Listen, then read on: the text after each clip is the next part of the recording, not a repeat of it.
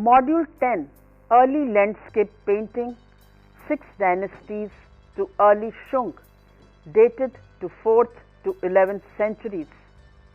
I, Dr. Rita Pratap, former head of the Department, Drawing and Painting, University of Rajasthan. From the Han Dynasty until the end of Tang period, the artists painted the human figure, which occupied the same dominant position in Chinese painting as it did in pre-modern Occidental art. Figure painting flourished primarily in a Confucian context. On the other hand, the rise of landscape painting seems to have been stimulated by Taoist attitude of ideas. One of the painters, Tusung Ping, relates his short and enigmatic essay titled Preface on Painting Landscape that when he was old and he grew too feeble to climb mountains, he re-experienced his former travels by painting the scenery of his memories on the walls of his room and gazing these pictures. The grandeur of northern Shung landscape, the supreme achievement of Chinese painting, probably owes more to him than to any other single figure. With Li Chang, one arrives at Shung dynasty, the age full of maturity of Chinese landscape painting. The first half of the dynasty, during which the capital was located at the northern city of Kaifeng, is known as Northern Shung period. The remainder after 1127, when the capital was moved to Hangzhou in the south as Southern Shung. From the Han dynasty until the end of Tang period, the artist painted the human figure, which occupied the same dominant position in Chinese painting as did it in pre-modern Occidental art. By 9th century, the interest of artists had begun to shift from man to nature, and by the 11th century, the shift was complete and never afterward reversed. It was landscape that was to prove the characteristic product and chief glory of the whole tradition. Figure painting flourished primarily in a Confucian context. On the other hand, the rise of landscape painting seems to have been stimulated by Taoist attitudes and ideas. The practice of seeking out places of scenic beauty, of communing with nature, first became popular in a school of Taoist poets and painters of 6 dynasties period. They dwelt upon their emotional responses to the sights and sounds of nature, were inspired by them to the creation of works of art, thus adding positive values to the negative attraction, freedom from human society, that the wilderness had held for the early Taoists. Earlier painters had used landscape as an adjunct to pictures of human activities, and those of the 4th and 5th centuries began to depict it for its own sake. One of the painters, Tusung Ping, who lived from 375 to 443, relates in his short and enigmatic essay titled Preface on Painting Landscape that when he was old and grew too feeble to climb mountains, he re-experienced his former travels by painting the scene of his memories on the walls of his room and gazing at these pictures.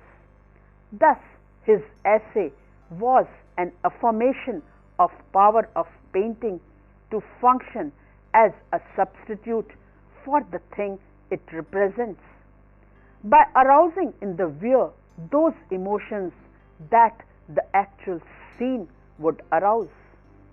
He further says, the forms of the nature possesses not only physical substance but also immaterial qualities of attractiveness or flavor. And it is by these qualities rather than by an outward appearances that the spirit of the sensitive man is affected.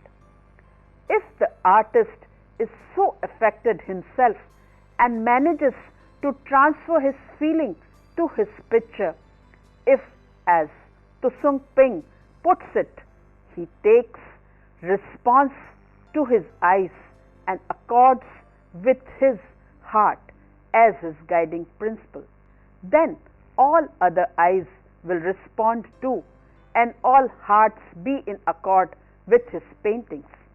It is this concept which underlies the early landscape painting in China. The Shung dynasty's writers too praise the landscape as making one feel as if he were really in the place depicted. One cannot find any example of landscape painting of the age of Tusung Ping, but a copy of a scroll attributed to Ku Kai Chi illustrating a narrative poem titled The Nymph of the Low River. It is a section of a hand scroll dated to 12th or 13th century and at present in the Freer Gallery of Art, Washington, D.C. offers some clue to its probable nature. The detail of painting represents the final scene of the poem, in which the poet, deserted by the river goddess after an abortive love affair, sits disconsolate on the bank of the river. The elements of the landscapes, hills, rocks, trees, still preserve their character as images.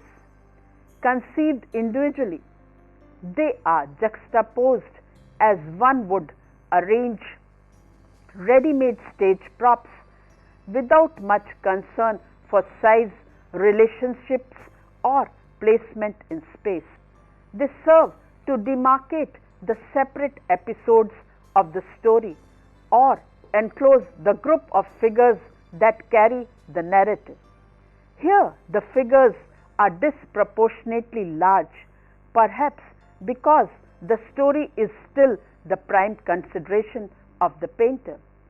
In this naively presented scene, the mushrooms-like trees and the modest hillocks were no doubt metamorphosed in the eyes of the early nature lover into dense forest and towering peaks.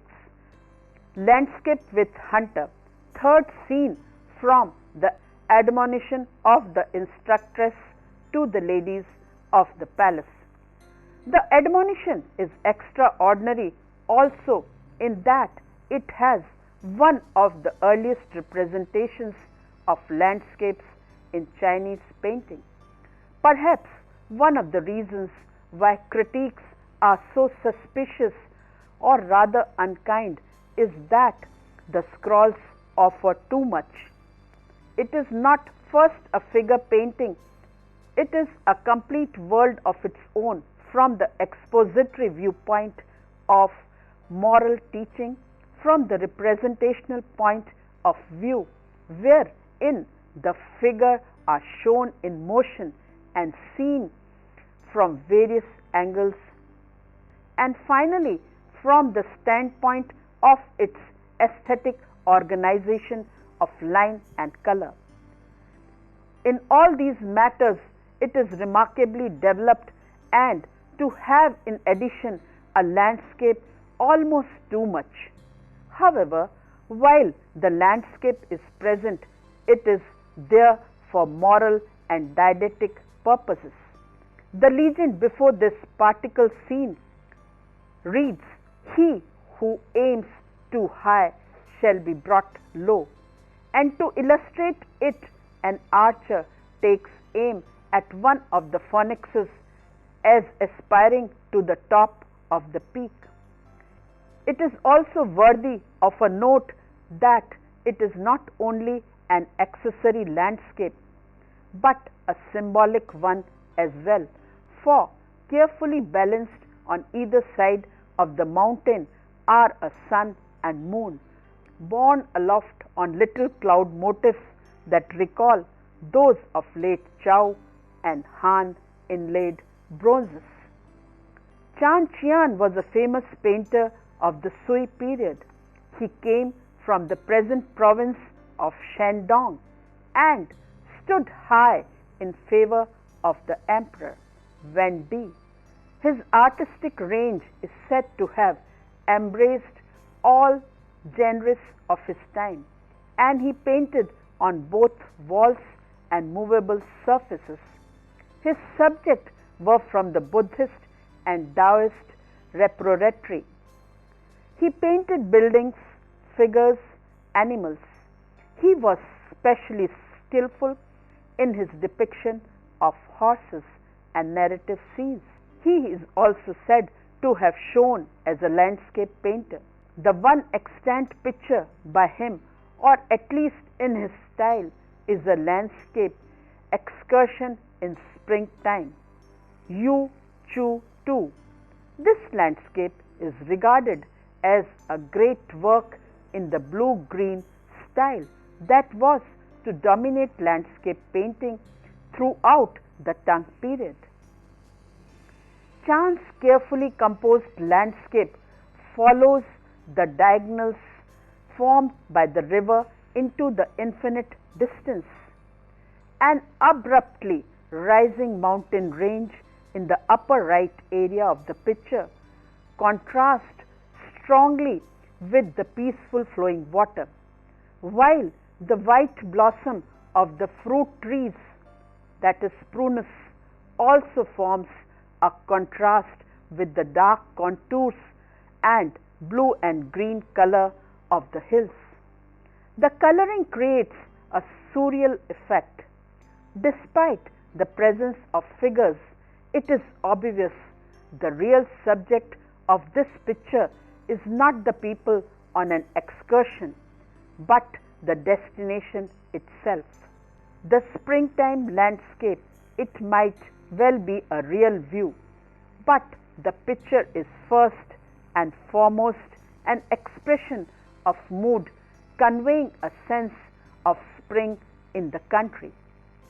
In this picture, Chiao Chiang seems to have followed He-She-Ho's principle of expressing the essence of an object, its spirit or breath. Another landscape titled The Emperor Ming-huang's Journey to Shu by anonymous painter. It is a detail from a hanging scroll, ink and colors on silk, and at present in the Palace Museum collection, Taichung. It is believed to be a close copy of an 8th century composition. The event depicted here occurred in 756.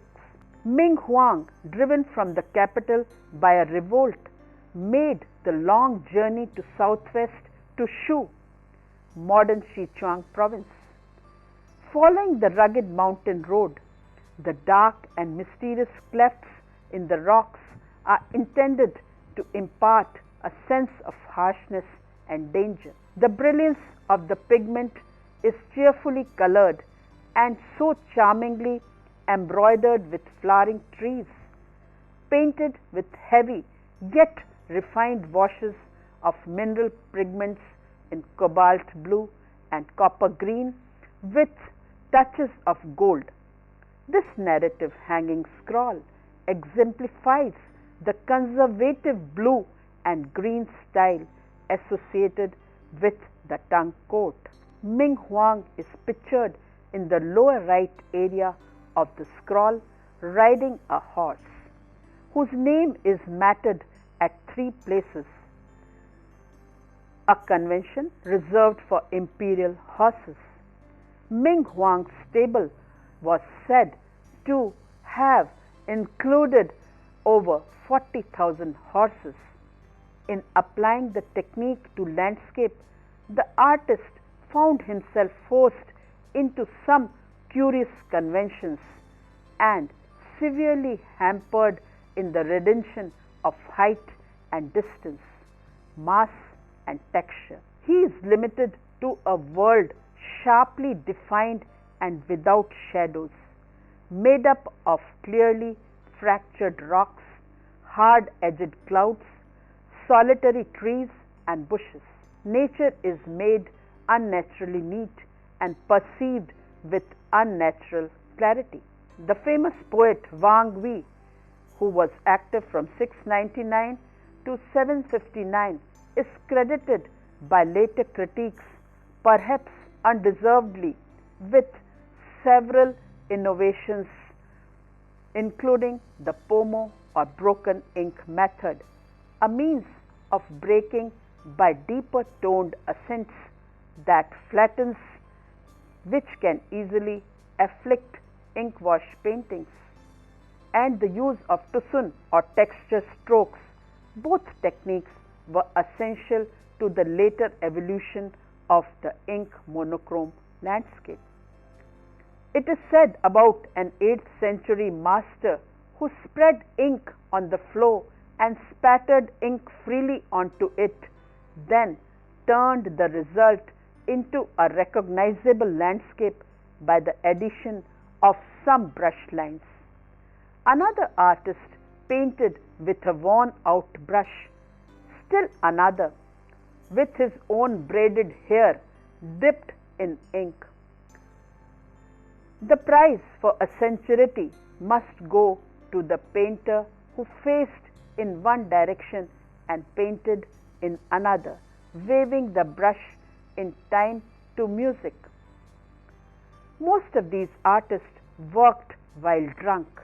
Those artists who indulged in such eccentricities were for the most part minor artists, but their unorthodox techniques, grouped under the eye-pin or untrammeled class of painting, were to have profound effect on later styles.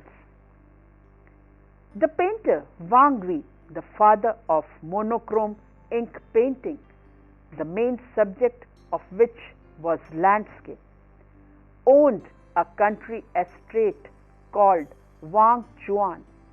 This place too became a favorite subject of art, not just because Wang himself had celebrated it in poetry and paintings. Although his views of the estate are extant only in copies. Wang Chuan country estate of Wang Wei. This is in the collection of Cologne Museum. The scroll clearly shows a series of several gardens or parts of gardens in linear succession, illustrating the scenery around Lake Yi. The composition is said to derive directly from Wang Wei's own painting. This literary and pictorial depictions greatly influenced the ideals of the landscape painters and landscape designers of later dynasties. The 5 dynasties period dated from 906 to 960, which followed the Tang, was another era of political division. China was again split into small states ruled by short-lived dynasties. The great landscapists of the 5 dynasties remained indistinct figures. The earliest of them are Ching Hao and Quan Tung, active in the late 9th and 10th centuries. The creation of a more monumental landscape type with a new sense of solidity in the rocks and mountains was evidently their achievement. Later in the century, Tung Yuan and his pupil Chu Jan inaugurated an important school in the south, portraying the characteristic scenery of the area. just below the Yangtze River. The typical production of this school are river landscapes with rounded hills drawn in broad, relaxed manner with a profusion of small dots and streaks of ink softening the forms and giving them an earthy texture. The Chiao Chiang painted by Tung Yuan, active about 937 to 962. This is also a painting with ink and slight color on silk and at present in the Beijing Palace Museum.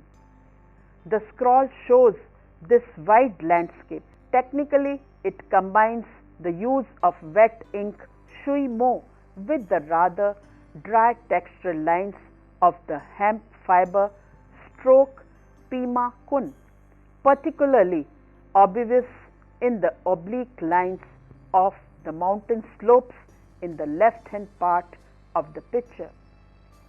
Tung's creative process was first to trace the outlines, then to add lines of shading, and finally to add further emphasis to the contours here and there.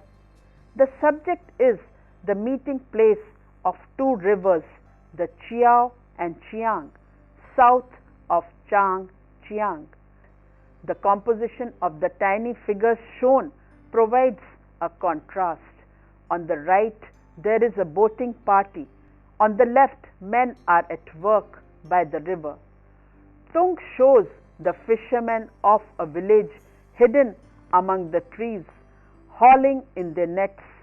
Depiction of the landscape of both rivers and of the confluence of Chiao and Chiang rivers become favorite subjects for painting by scholar painters. Landscape art in tomb paintings. Tomb provides as valuable an insight as literature into everyday life of the Tang period. It remains true, as Wang Chuan said in his essay on the symmetries of the Shang period, that life below ground reflects life above ground. The tomb of the upper classes of society were richly furnished with grave goods and adorned with wall paintings.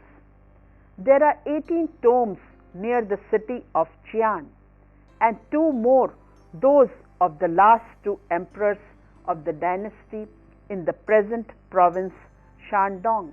Wall paintings in many colors in China, generally applied al seco on dry plaster, convey a sense of life and action. We see horsemen with waving banners galloping in full speed on their realistically depicted horses, yet the pictures are rather sketch-like.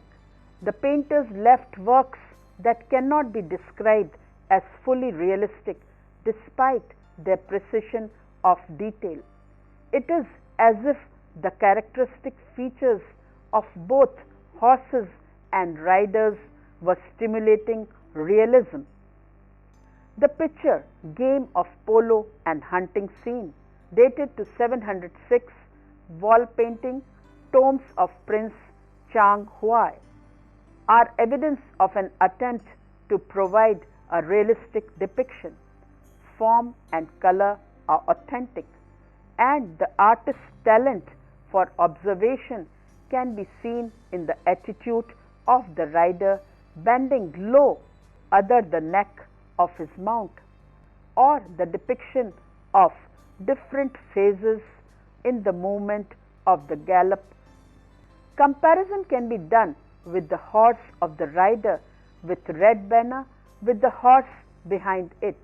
The background landscape has a deserted land with trees behind a rock.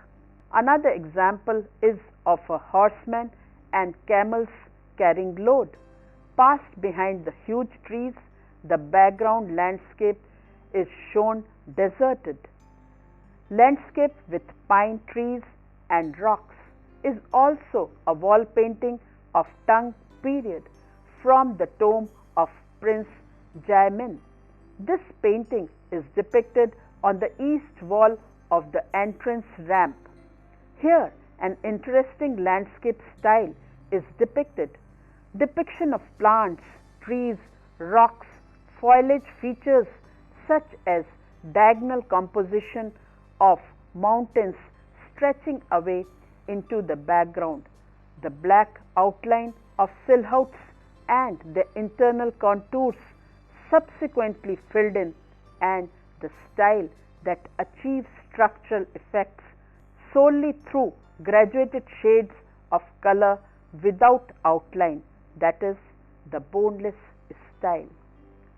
The painter who has been called the greatest of Chinese landscapists was Li Chang.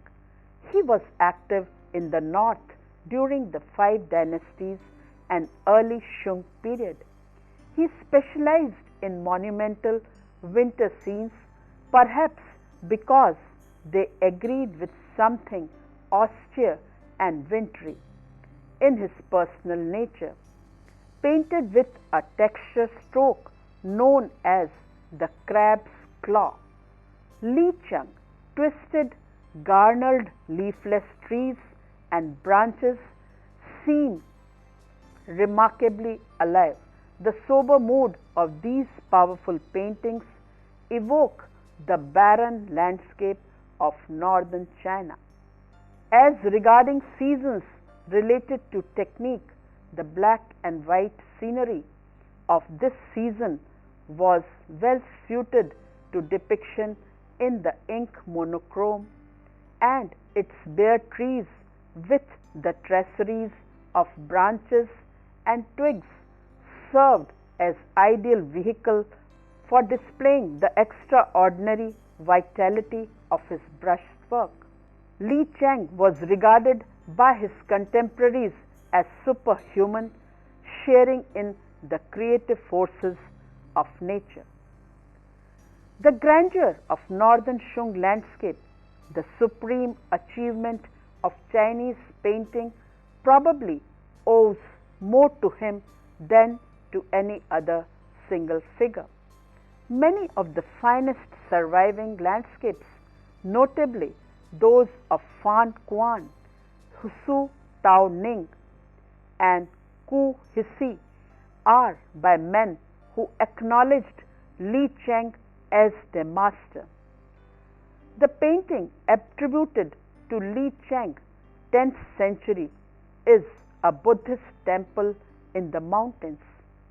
It is a detail from a hanging scroll, ink and light colors on silk, belongs to 5 dynasties period, and at present in the William Rockhill Nelson Gallery of Art, Kansas City. Li Chang emphasized the grand scale of his subject matter by painting the towering mountains as if it were too large to be confined within the borders of the painting. In the stillness of the mountain gorge, bare trees stand against thin mists. Those in the foreground are dark and distinct. Further back, they fade to pale silhouettes. With Li Chang, one arrives at Shung dynasty, dated to 960 to 1279, the age full of maturity of Chinese landscape painting. The first half of the dynasty, during which the capital was located at the northern city of Kaifeng, is known as Northern Shung period. The remainder after 1127, when the capital was moved to Hangzhou in the south as Southern Shung. At this time, the perfect balance between nature and art was attained in their works. An 11th century master of landscape was Fan Quan. He began his career by imitating the works of Chang, but no sooner he realized that learning should be through one's own heart, after which he altered his style and founded a school of his own. He said, nature can never produce a rock or a tree that looks artificial and wrong. Like Chang, he is credited by Shung critics with a power akin to that of natural creation. Fan Kuan's once extant work is Traveling Streams and Mountains. Detail of a scroll, early 11th century, ink and light colors on silk, and at present in the National Palace Museum collection, Taichung, Taiwan. In the painting, by means of strong angular outlines and a masterly use of short raindrop to sun, Fan Kuan has given the painting a wonderfully rich texture, while he conveys an almost superhuman sense of the living reality of nature. By the power and concentration with which each leaf, each branch and fold in the rock is delineated. The texture strokes of the kind called by the Chinese raindrop to sun was imitated by later landscapists working in the Fan Kuan manner. A massive bluff dominates the scene, its scale set by trees and buildings on the crest of the knoll below. In a dark, mysterious cleft, a waterfall drops as a thin streak of white. Mists thrown up at its base drift through the valley. In detail of the drawing, one can see the lineament and particularly the thick, jagged contours of trees and rocks is charged with an electric energy. The foliage of the trees is depicted by accumulation of individual delineated leaves. Chuan, another 10th century master, was famous for towering mountain compositions. In his hanging scroll, Buddhist Monastery in Stream and Mountain Landscape, it is ink on silk belonging to Northern Shung dynasty and at present in the collection of Cleveland Museum of Art, shows landscape with high mountains. In this picture, there occurs one device that is used again and again in the early vertical formats, that is, division of the picture into two fundamental units: a foreground unit, which includes everything usually considered foreground, and near middle ground, and a background unit, separated from the foreground by a gap between the far middle ground would have been had it been represented. The foreground is conceived as nearby, and the eyes of the spectator travels over the near detail, lacking in the sheer brushwork in the foliage and architecture. But then comes a subtle break between the foreground and the area behind, which is treated as if it were a backdrop suspended and fitted into a slot behind the foreground. This device adds to the towering quality of the mountains rising perceptibly behind the foreground unit.